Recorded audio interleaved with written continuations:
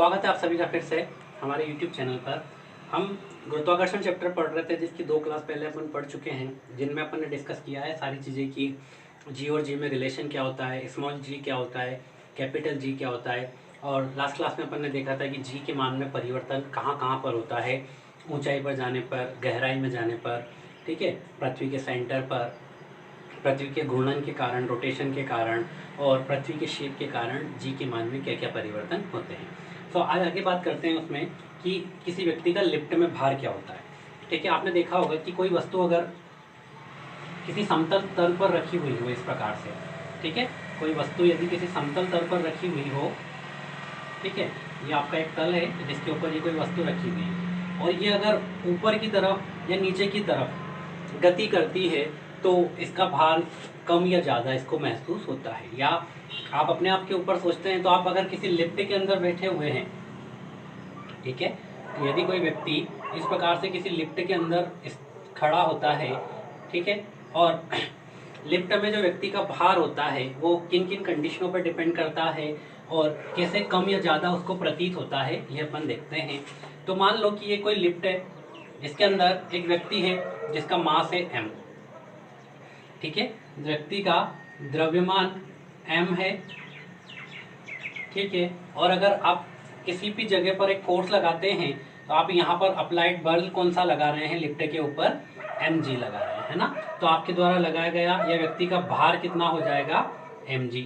अब कहीं पर भी एक भार लगाता है तो आपके ऊपर एक नॉर्मल रिएक्शन लगती है, यानी कि ऊपर की तरफ एक प्रतिक्रिया बल लगता है r, ठीक है, जिसे क्या कहते हैं, प्रतिक्रिया बल।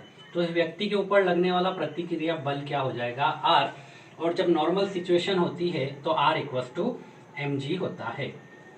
जितना बल आप पृथ्वी के ऊपर लगाते हैं पृथ्वी उतना ही बल आपके ऊपर लगाती है, यानी कि r जो है वो mg के बराबर होता है। तो व्यक्ति जो है वो बैलेंस कंडीशन में होता है, यानी कि आपको अपना वजन भार जो है वो जितना है उतना ही फील होता है, कम या ज़्यादा नहीं होता। आप कहीं पर भी खड़े हैं, आपकी नॉर्मल सिचुएशन में ये 2 बल आपके ऊपर हमेशा लगते हैं, एक आपके द्वारा लगाया जाने वाला पृथ्वी के ऊपर mg जो कि आपका भार होता है, और अर्थ से आपको मिलने वाला normal reaction that is r, और r किसके इक्वल होता है, mg के इक्वल होता है।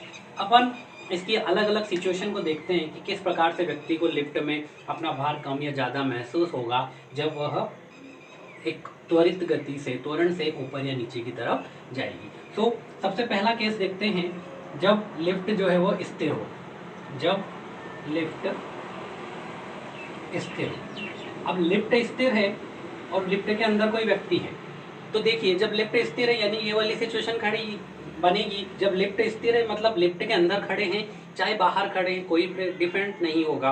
अब मैं यहाँ खड़ा हूँ, आप कहीं भी बैठे हैं, खड़े हैं या लिफ्ट के अंदर बैठे हैं, अगर लिफ्ट रुकी हुई है तो वो एज ए नॉर्मल अर्थ की तरह ही वर्क होगा, उसका जो फर्श होगा वो आपके लिए एक तरीके से अर्थ होगा, ठीक है। तो उस केस में आपका जो r है वो किसके इक्वल हो जाएगा, mg के इक्वल हो जाएगा, या आपका mg जो है वो किसके इक्वल होगा, r का, क्योंकि यहाँ पर लिफ्ट का मोशन नहीं हो रहा है। तो व्यक्ति को अपना भार जो है वो जितना है उतना ही लगेगा, यानी कि जो भार आभास होगा, आभासी भार जो होगा वो क्या होगा, इक्वल होगा वास्तविक भार के, ठीक है। आभासी भार जो है वो वास्तविक भार के इक्वल लगेगा, यानी कि व्यक्ति को ना तो हल्का महसूस होगा ना ही भारी महसूस होगा, उसका वेट एक्चुअल में जितना है उतना ही उसको लगेगा, ठीक है। ये आपकी पहली कंडीशन थी जब लिफ्ट क्या हो, एक जगह पर स्थिर हो। सेकंड पॉइंट देखते हैं इसका कि जब लिफ्ट जो है, सेकंड कंडीशन है इसकी, सेकंड सिचुएशन देखते हैं, जब लिफ्ट एक समान वेग से, कांस्टेंट वेग से, है ना, एक समान वेग से ऊपर या नीचे की तरफ जा रही हो, ऊपर या नीचे जा रही हो। बट देखिए कंडीशन क्या है, सेकंड, एक समान वेग, यानी कि वेलोसिटी जो है वो क्या होनी चाहिए, कांस्टेंट होनी चाहिए, नियत होनी चाहिए, ठीक है। आप एक समान वेग से जा रहे हो यानी कि जो एक्सेलरेशन होगा आपका वो क्या हो जाएगा, त्वरण जो होगा 0 होगा, यानी कि आपके पास कोई त्वरण नहीं लग रहा है। अब अगर कोई त्वरण नहीं लग रहा है, देखिए यहाँ पर कोई एक्सेलरेशन नहीं लग रहा है तो कोई बल भी नहीं लगेगा, यानी कि कंडीशन क्या हो जाएगी, r = mg। यही 2 बल इनके ऊपर रहेंगे, ठीक है।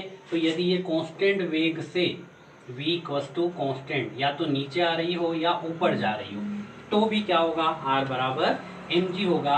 यानी कि आभासी भार इक्वल टू क्या होगा, वास्तविक भार के। आभासी भार और वास्तविक भार में कोई अंतर नहीं होगा, तो व्यक्ति को अपना मास जितना है उतना ही प्रतीत होगा। द्रव्यमान जो है वो जितना, मास जो है भार जो है वो जितना है उतना ही लगेगा वेट, उसे न तो हल्का महसूस होगा न भारी महसूस होगा जब v कांस्टेंट से वस्तु या लिफ्ट ऊपर जा रही हो या नीचे जा रही हो। कहीं भी जाए, अगर वेलोसिटी कांस्टेंट है, एक नियत वेग से आप चल रहे हो, तो आपका आभासी भार वास्तविक भार के बराबर होगा। ठीक है, नेक्स्ट केस देखते हैं इसका। नेक्स्ट थर्ड केस देखते हैं। यदि लिफ्ट ए त्वरण से ऊपर की ओर गति कर रही है। ठीक है, ध्यान से देखिएगा। यदि लिफ्ट में इस बार त्वरण आ गया है ए और वह ए त्वरण से ऊपर की ओर जा रही है। अब याद रखिए, जब भी कोई वस्तु ऊपर की तरफ जा रही है, यानी कि उसमें बल क्या हो रहा है, ऊपर की तरफ लग रहा है, यानी कि उसमें जो फोर्स है वो क्या है, r माइनस एम जी होगा। डिफरेंस कितना आएगा फोर्स का, देखिए r और mg तो इक्वल है। ठीक है, और इन दोनों का जो अब आपको दिख रहा है कि वस्तु ऊपर की त्वरण जो है वो ऊपर की तरफ लग रहा है।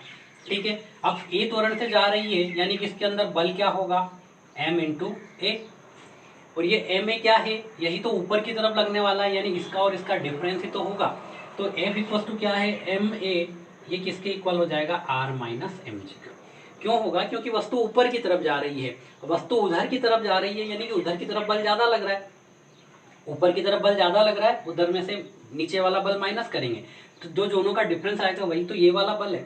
इसी बल से तो ऊपर की तरफ जा रही है। ठीक है, तो यहाँ से आप देखेंगे r equal to M G, इधर आ जाएगा तो M G plus M A होगा। तो r का मान हो जाएगा, m कॉमन लेंगे, g प्लस ए। ठीक है, ध्यान से देखिए, आपने देखा r की वैल्यू जो है वो क्या निकल के आई, m into ji plus A. ठीक है, और जब वस्तु नॉर्मल कंडीशन में होती है तो r इक्वल टू होता है mg।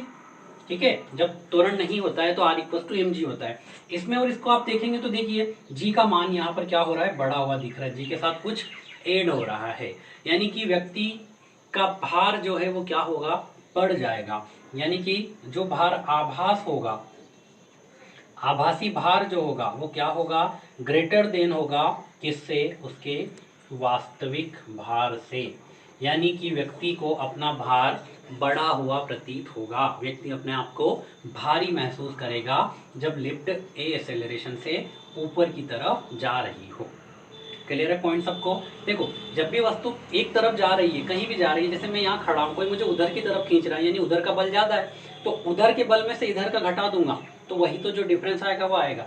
तो अगर ये ऊपर की तरफ जा रही है, यानी ऊपर का बल ज्यादा है, तो इसका और इसका डिफरेंस ही तो m इंटू ए होगा। ठीक है, सो यहाँ से ये इक्वेशन निकाली। अब एम ए बराबर आर माइनस एम जी है, सो आर इक्वल टू क्या हो जाएगा, एम जी प्लस ए। सो एम का आर का वैल्यू क्या आएगी, एम इंटू जी प्लस ए, और नॉर्मल में क्या लगता है, एम इंटू जी।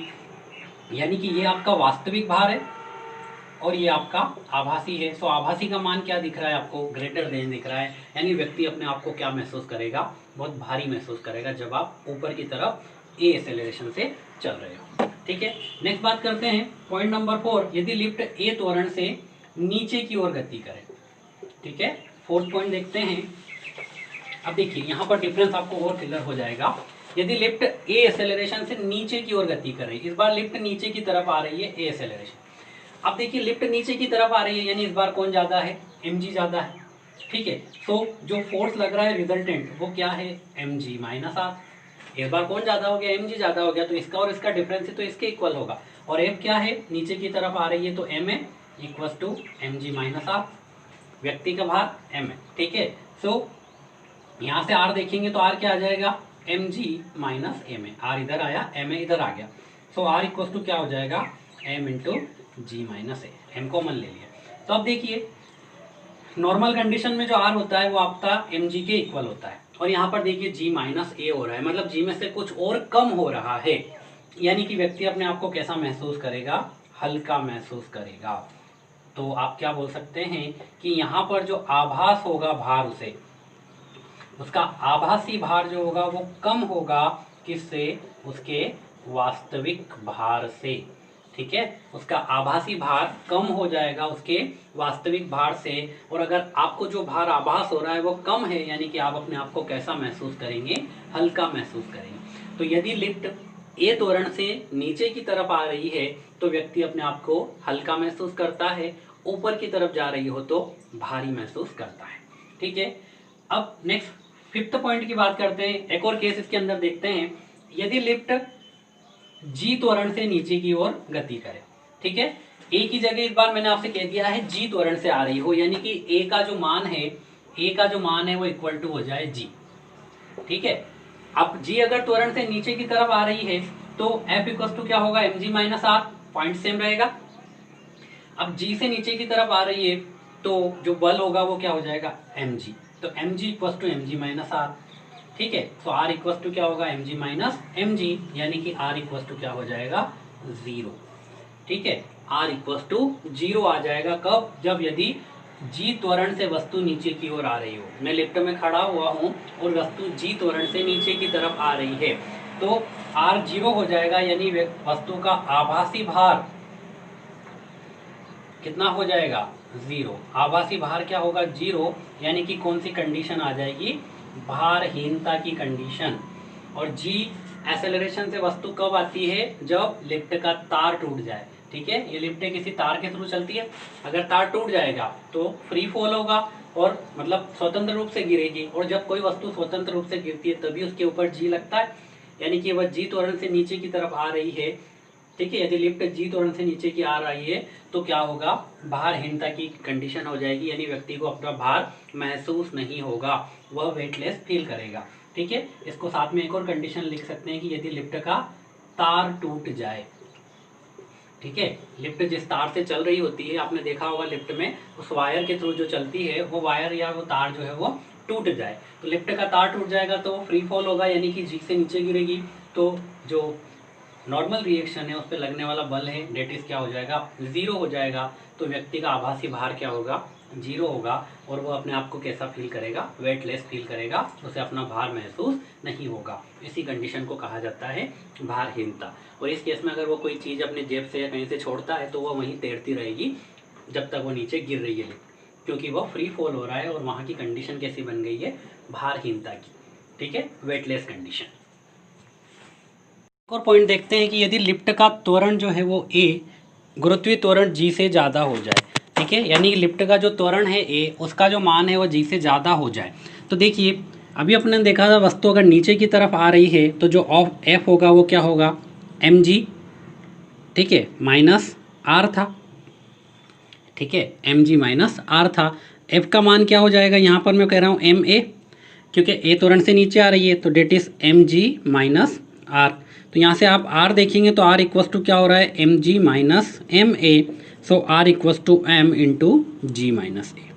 अब आपसे कहा है कि A is greater than G हो जाए, ए का मान जी से ज़्यादा हो जाए। अगर जी का मान 10 है, ए का मान 12 हो जाए, ठीक है, जी का मान आपको पता है 9.8 मतलब अप्रोक्सीमेशन 10 है, तो ए का मान अगर जी से ज़्यादा हो जाए यानी कि एक्सेलरेशन की वैल्यू 12 हो जाए तो क्या होगा, -2 आएगा, यानी कि ये माइनस में आ जाएगा, माइनस, ठीक है। आपका जो नॉर्मल रिएक्शन का टोटल वैल्यू है ये क्या आएगी, नेगेटिव आ जाएगी, ठीक है, यानी कि व्यक्ति पर जो नॉर्मल रिएक्शन लग रही है वो उल्टी हो जाएगी, ठीक है, नेगेटिव आ जाएगा। तो इस केस में व्यक्ति जो है वो क्या होगा, नीचे की तरफ आने की बजाय ऊपर की तरफ चला जाएगा, यानी कि लिफ्ट की छत से जा टकराएगा, छत से जा चिपकेगा,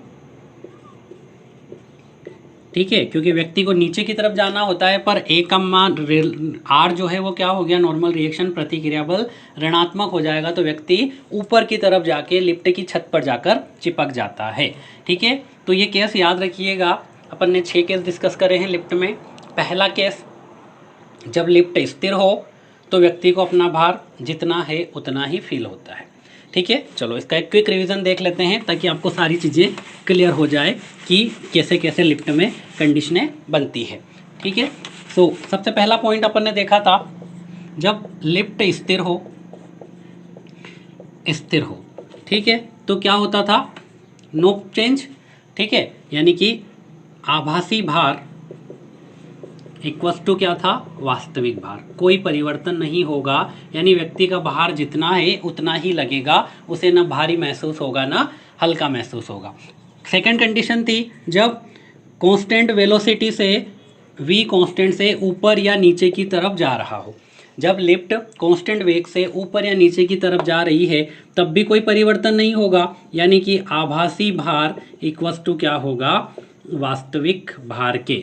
ठीक है, आभासी भार और वास्तविक भार बराबर होगा, यानी कि व्यक्ति के भार में कोई परिवर्तन नहीं होगा। तीसरा केस अपन ने देखा कि जब ए एक्सेलरेशन से, ए त्वरण से ऊपर की तरफ जा रही हो लिफ्ट, तो व्यक्ति को अपना भार कैसा महसूस होता था, भारी होता था, यानी कि आभासी भार इज ग्रेटर देन वास्तविक भार। व्यक्ति अपने आप को कैसा महसूस करता है, भारी महसूस करता है। ठीक है, चौथे केस देखा जब लिफ्ट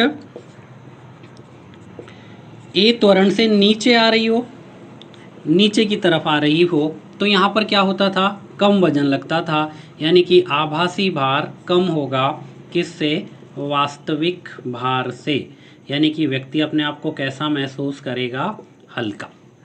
ठीक है, पांचवा केस आपने देखा जब ए का मान जी के इक्वल हो जाए, ठीक है, या तार टूट जाए, तार टूट जाए।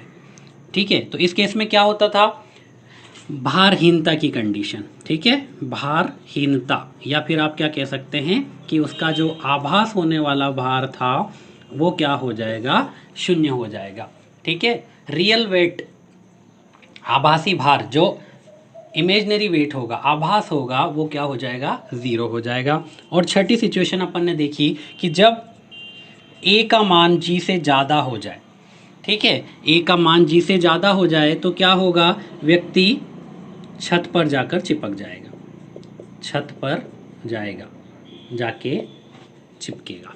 क्यों, क्योंकि जो आर है वो क्या आ जाएगा, नेगेटिव आ जाएगा। ठीक है, प्रतिक्रिया बल क्या होता है, ऋणात्मक हो जाता है।